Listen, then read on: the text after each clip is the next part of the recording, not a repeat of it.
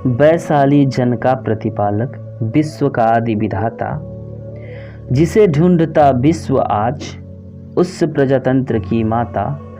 रुको एक क्षण पथिक, इस मिट्टी पर शीश नवाओ, राज सिद्धियों की समाधि पर फूल चढ़ाते जाओ। राज सिद्धियों की समाधि पर फूल चढ़ाते जाओ।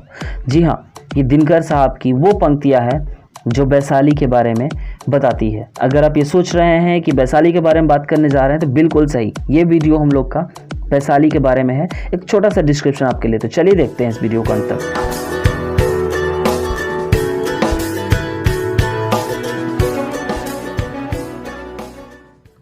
वैशाली जिला जो था, ये महाभारत काल से ही वैशाली जिले का इतिहास पता चलता है। जो वैशाली जिला था, विश्व का पहला ऐसा गणतंत्र यानी रिपब्लिक कायम किया था। मतलब वैशाली जिले को ही पहला रिपब्लिक कायम करने का जो श्रेय प्राप्त है वो है यहाँ पे। इसके संदर्भ में जो जैन के लिखे हुए किताब हैं, जैन धर्म के किताब हैं, उसमें भी इसके बारे में पता चलता है। और बौद्ध धर्म के भी जो ग्रंथ पाए जाते हैं उसके उससे भी इसके बारे में पता चलता है, जिसमें कि जो जैन धर्म की किताब और बौद्ध धर्म की किताब थे उसमें वैशाली और अन्य जनपदों के बारे में भी जिक्र होता है। और इन किताबों से मिली जानकारी के आधार पर ही वैशाली गणराज्य को, वैशाली को गणराज्य के रूप में 6वीं शताब्दी ईसा पूर्व तक गौतम बुद्ध के जन्म से पहले 563 में स्थापित किया गया, जिसमें विश्व का पहला गणतंत्र बना था। पिछले जैन तीर्थकारा भगवान महावीर के जन्म स्थान होने के नाते वैशाली को इतिहास में एक विशेष दर्जा भी प्राप्त है। जो भगवान महावीर थे उनका जन्म जो हुआ था वैशाली में हुआ था।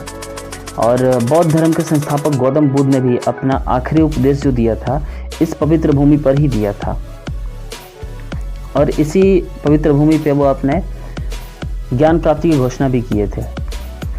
जो वैशाली था, यहाँ से जुड़ी हुई आम्रपाली भी कहा जाता है कि भूमि के रूप में प्रसिद्ध है, क्योंकि वह एक महान नृत्यांगना थी। नृत्यांगना मतलब डांस करने वाली, जिसको इंग्लिश में डांस बोलते हैं, तो वो थी एक वो। और इस जिले को जो अपना नाम दिए थे वो ऐसा माना जाता है इतिहास से कि जो राजा विशाल थे उन्होंने अपना नाम दिया था। और इतिहास के हिसाब से पाटलिपुत्र के मैदानी इलाकों में राजनीति और संस्कृति और आर्थिक गतिविधियों का केंद्र था। वैशाली गंगा के केंद्र के रूप में अस्तित्व में आया। यह वाजजी गणराज्य की सीट थी। वैशाली को प्रतिनिधियों की एक विधिवत चुने विधानसभा और कुशल प्रशासन के लिए विश्व का पहला गणराज्य होने का श्रेय दिया। 12/10/1972 जिले को स्वतंत्र जिले के रूप में दर्जा प्राप्त हुआ था। इससे पहले यह पुराने मुजफ्फरपुर जिले का हिस्सा था। हाजीपुर वैशाली के जिला का मुख्यालय है। जो हाजीपुर नाम पड़ा था वो हाजी इलियास शाह, जो कि 1345 से लेकर के 1358 ईस्वी इतने दिन तक वो जीवित रहे थे, नामक बंगाल के राजा के नाम पर रखा गया था, जिसने इसे स्थापित किया था। मतलब कि ये जो हाजीपुर था उसको जो नाम दिए थे वो हाजी इलियास शाह दिए थे। उन्होंने हाजीपुर में एक किला बनाया था जिसे मस्जिद के साथ जामी मस्जिद नामक एक इमारती थी। जो इमारत था वो एक जामी मस्जिद के नाम से था, जो कि 84.5 फीट यानी कि 25.8 मीटर लंबा और 33.5 फीट यानी 10.2 मीटर चौड़ा था, जिसे प्राचीन काल में उक काला कहा जाता था। ठीक है, अब अगर हम लोग बात करते हैं ये वैशाली का अनुमंडल का, तो इसमें 3 अनुमंडल आते हैं। एक है हाजीपुर, दूसरा है महनार और तीसरा है महुआ। यानी कि इसमें जो अनुमंडल हैं वो 3 हैं, हाजीपुर, महनार और महुआ अनुमंडल हैं। अगर इसके अलावा ब्लॉक की बात करें कि वैशाली में कितने ब्लॉक हैं, तो वो देख लेते हैं। पहला ब्लॉक है हमारा महनार, दूसरा ब्लॉक है वैशाली, तीसरा जो ब्लॉक है वो बिदुपुर है, चौथा ब्लॉक जो इसका है गुरौल है, पांचवा ब्लॉक राघोपुर है, छठवां ब्लॉक है लालगंज, सातवां ब्लॉक जो है वो हाजीपुर है, आठवां महुआ 9वां ब्लॉक जंदाहा, 10वां ब्लॉक फतेहपुर, 11वां सहदेई बुजुर्ग, 12वां ब्लॉक है भगवानपुर, 13वां ब्लॉक जो इसका है वो चेहरा कला है, 14वां ब्लॉक राजा पाकर है, 15वां ब्लॉक पटेदी बेलसर, 16वां ब्लॉक देसरी। यानी कि इसमें टोटल 16 ब्लॉक है। जो वैशाली जिला है इसमें कुल हमारे पास 16 ब्लॉक हैं। आप किस ब्लॉक से हैं ये आप कमेंट सेक्शन में ज़रूर बताइएगा। चलिए वैशाली के बारे में और कुछ जानकारी देखते हैं हम लोग। वैशाली जिले में 3 अनुमंडल हैं, 16 प्रखंड है, ये तो हम लोग देख ही चुके हैं नाम के साथ। इसमें 291 ग्राम पंचायत है जो कि 1638 गांव में बटा हुआ है। यानी कि जो वैशाली जिला है उसमें 291 ग्राम पंचायत है और 1638 यानी 1638 गांव है इसमें। अपराध नियंत्रण के लिए जिले में 22 थाने हैं और 6 सुरक्षा चौकी है। यानी जिला में 22 गो थाना है और 6 गो सुरक्षा चौकी है। यहाँ के जो विधानसभा सीट है, विधानसभा ये तो जानते ही होंगे आप, विधानसभा सीट जो है वो हाजीपुर है और महनार है, लालगंज है, फतेहपुर है, वैशाली है, महुआ है और एक है राजा पाकड़, जा राजा पाकड़। अगला है राघोपुर। तो ये 8 विधानसभा सीट है जो कि चुनाव होता है तो लोग खड़े होते हैं और चुनाव लड़ते हैं। अगला जो हम लोग का है लोकसभा सीट। यहाँ से लोकसभा सीट आपका जो है 2 है, पहला है हाजीपुर और दूसरा वैशाली। 2 लोकसभा सीट है। वैशाली की मुख्य कृषि है जो कि गेहूं, चावल, मक्का और तंबाकू की खेती होती है। यहाँ पे वैशाली में जो मुख्य रूप से खेती होती है वो गेहूं, चावल, मक्का और तंबाकू की होती है। हमारे कुछ वीडियोस भोजपुरी में आए थे जिस पे कुछ लोगों ने कहा था कि आप भोजपुरी में क्यों वीडियो बना रहे हैं। तो एक बात बताओ लो कि बिहार में रह के भोजपुरी में अगर हमनी के ना वीडियो बनाई क्या तो दिल्ली में रह वाला कि भोजपुरी में वीडियो बनाई, बिल्कुल भी ना बनाई। फिर भी चलिए देखते हैं आगे। वैशाली जिले में जो साक्षरता है वो 66.60 है, 66.60% है।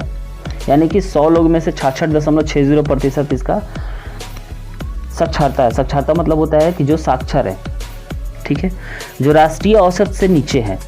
लेकिन ये जो 66.60 है राष्ट्रीय औसत से नीचे है। जिले में 954 प्राथमिक विद्यालय हैं, 389 मध्य विद्यालय हैं, 21 उच्च। इसके अलावा सर्व शिक्षा अभियान के तहत यहाँ पर 105 विद्यालय, 246 नव सृजित प्राथमिक विद्यालय, 210 बाल श्रम विद्यालय, 6 चरवाहा विद्यालय तथा 1 जवाहर नवोदय विद्यालय खोले गए। जिला मुख्यालय हाजीपुर के अतिरिक्त अन्य हिस्सों में निजी विद्यालयों की अच्छी संख्या है। निजी विद्यालयों मतलब जो प्राइवेट स्कूल्स होते हैं उनकी संख्या काफ़ी अच्छी है। अब अगर हम लोग बात करें वैशाली की तो यहाँ पर दार्शनिक स्थल का बात करना तो बेहद ज़रूरी हो जाता है। तो इसमें कुछ दार्शनिक स्थल उसके देख लेते हैं। एक है हम लोग का अशोक स्तंभ, इसके बारे में कुछ जानकारी हासिल कर लेते हैं। वैशाली में हुए महात्मा बुद्ध के अंतिम उपदेश की याद में अशोक सम्राट ने नगर के समीप कोल्हुआ में लाल बलुआ पत्थर के 81 सिंह स्तंभ की स्थापना की थी। लगभग 18.3 मीटर ऊंचे इस स्तंभ के ऊपर घंटी के आकार की बनावट है जो इसको आकर्षित करता है। यानी कि जो अशोक स्तंभ स्थापित किया गया था वो आपका महात्मा बुद्ध के अंतिम उपदेश के याद में स्थापित किया गया था। और यह अशोक जो सम्राट थे अशोक उन्होंने किया था। इसकी ऊंचाई 18.3 मीटर है।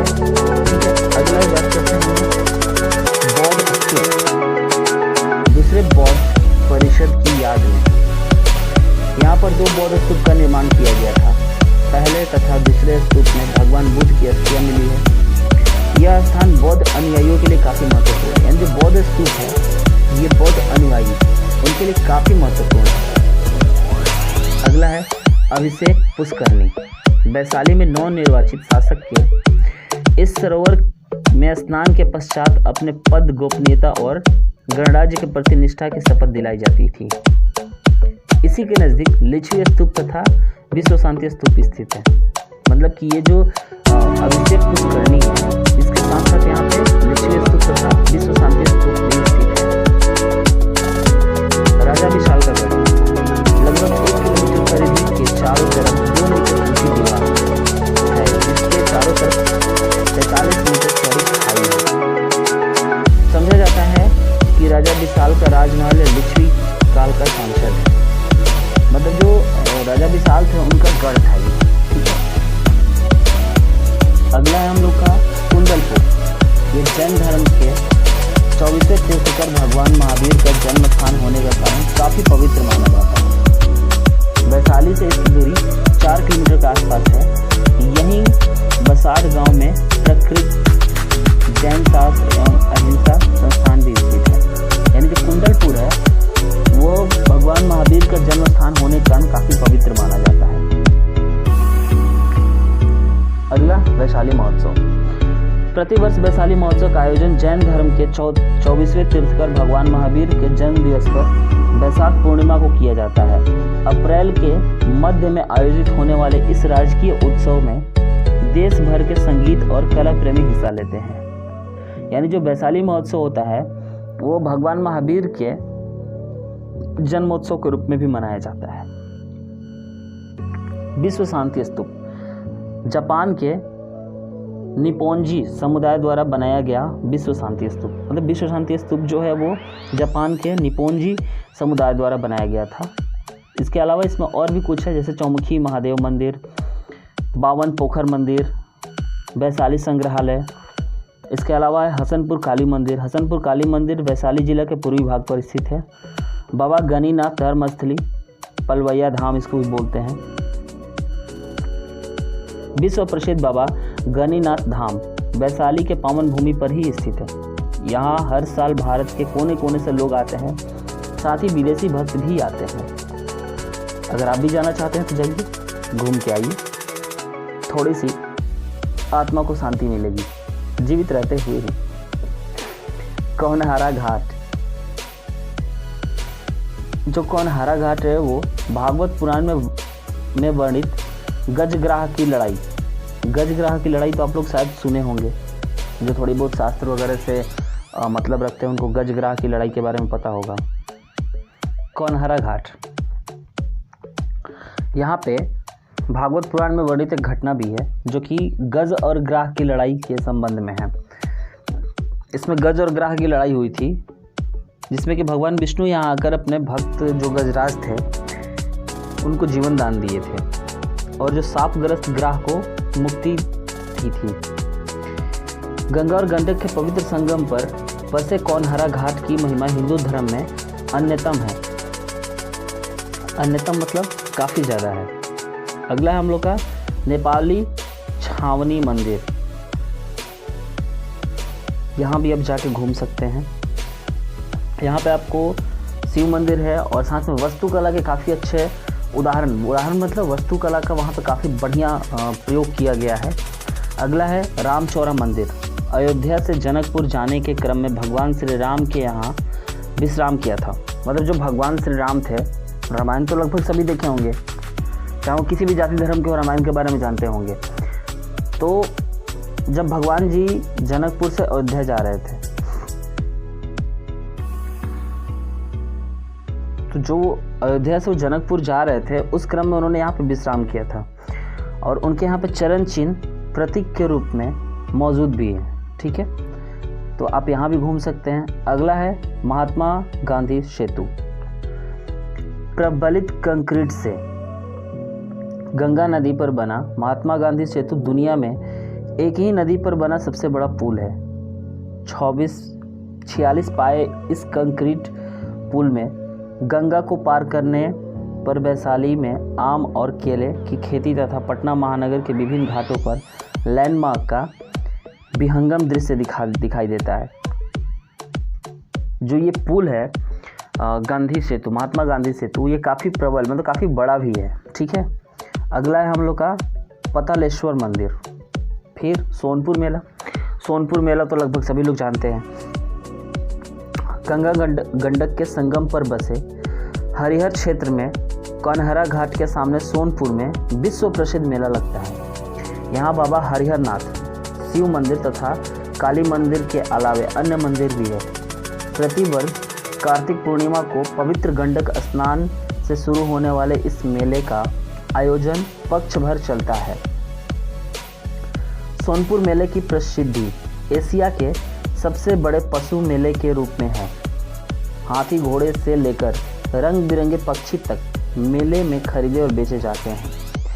यानी कि जो मेला लगता है वो विश्व भर में प्रसिद्ध इसलिए है क्योंकि ये सबसे बड़ा पशु मेला के रूप में जाना जाता है और हाथी घोड़े से लेकर रंग बिरंगे पक्षी भी आप खरीद सकते हैं। मेले के दिनों में सोनपुर एक सामाजिक, आर्थिक एवं सांस्कृतिक केंद्र बन जाता है। अन्य महत्वपूर्ण स्थल के बारे में बात करें तो हम लोग का है चेचर, श्वेतपुर भी इसको कहते हैं। ठीक है, तो आप यहाँ भी घूम सकते हैं अगर आप घूमने के शौकीन हैं तो। अगला है भुइयां स्थान। भुइयां स्थान भी आप जाएँ घूमें, काफ़ी प्रसिद्ध है ये सब जगह भी। फिर है बूढ़ी माई का मंदिर यानी बाबा बटेश्वर नाथ मेला। इसके अलावा अगर हम लोग हवाई मार्ग की बात करें तो जो वैशाली ज़िले के सबसे नज़दीक में है, पटना राजधानी भी है हमारे देश का, ये हवाई अड्डा है जो कि आप यहाँ पे परिवहन के लिए इस्तेमाल कर सकते हैं। अगर आप एरोप्लेन से आना जाना चाहते हैं तो आप इसका इस्तेमाल कर सकते हैं। अगर जल परिवहन की बात करें तो जल परिवहन भी इसमें उपलब्ध है। ठीक है, आप देख सकते हैं यहाँ इसमें डिटेल दिया हुआ है, तो अलग अलग जगह से आप जल परिवहन के माध्यम से भी आ जा सकते हैं। तो अगर आप वैशाली से बने तो ज़रूर बताइएगा हम लोगों को कि आप किस ब्लॉक से हैं या किस गांव से हैं, ताकि हम आगे आपके ब्लॉक और आपके गांव के बारे में वीडियो बना सकें। और अगर आप वैशाली से नहीं हैं, बिहार के किसी भी कोने से हैं, तो अपने ब्लॉक का, डिस्ट्रिक्ट का या गांव का नाम मेंशन करें ताकि हम उस पर वीडियो बना सकें। ठीक है, धन्यवाद वीडियो देखने के लिए, और इस वीडियो को शेयर भी करें ताकि और भी लोगों को वैशाली के बारे में पता चले। Thank you so much for watching this video.